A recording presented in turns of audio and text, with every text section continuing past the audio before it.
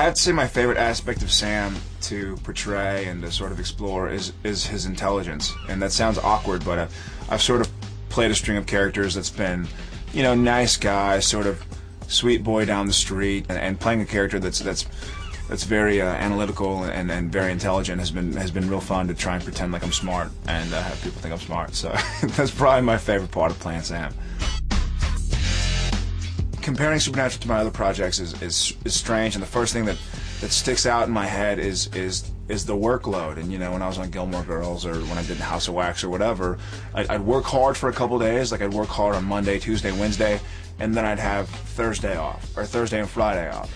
And so you had more time to prepare your work and to prepare for your scenes. And here it's sort of like, you know, bam, bam, bam, bam, bam, like we need you to do these 8 pages of dialogue, and tomorrow you're doing these 8 pages. And so every day it's like, oh my gosh, like what am I going to do? Like I have so much stuff to do today, I don't know how I'm going to get through it. And somehow or another, you know, through everybody's help, and Jensen and I will read through the script on the way to work and, you know, the makeup trailer and stuff.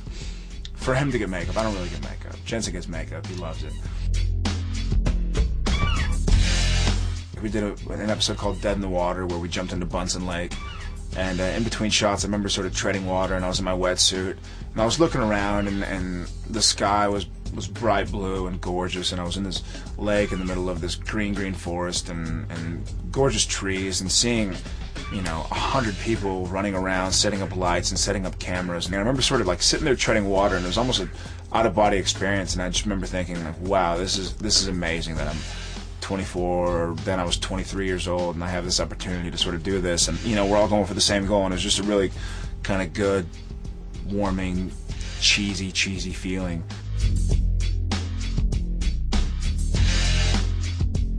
I like to teach. My mother's a teacher, and I just love the idea that, you know, I'm not saying I've got any knowledge of any sort that somebody else doesn't have, but I love the idea that I could someday, you know, help somebody be an actor or understand a play better or understand a math equation better or something. I'd still like to teach one day. I think I've driven the Impala a few times. I know I've been in the passenger seat when Jensen's taken it for a ride a few times, because we'll be driving it, and they'll call lunch, you know, and they're expecting us to park the Impala and get out and get into our car with our driver Bob. But every now and again we're like, what? We'll just take the Impala to lunch, you know, we'll have it down by the food, and we'll haul ass around the corner. And I remember one time we were in a gravel parking lot, and Jensen, on his own accord, I didn't have anything to do with this, decided to do some donuts and kick rocks up, and it was pretty fun.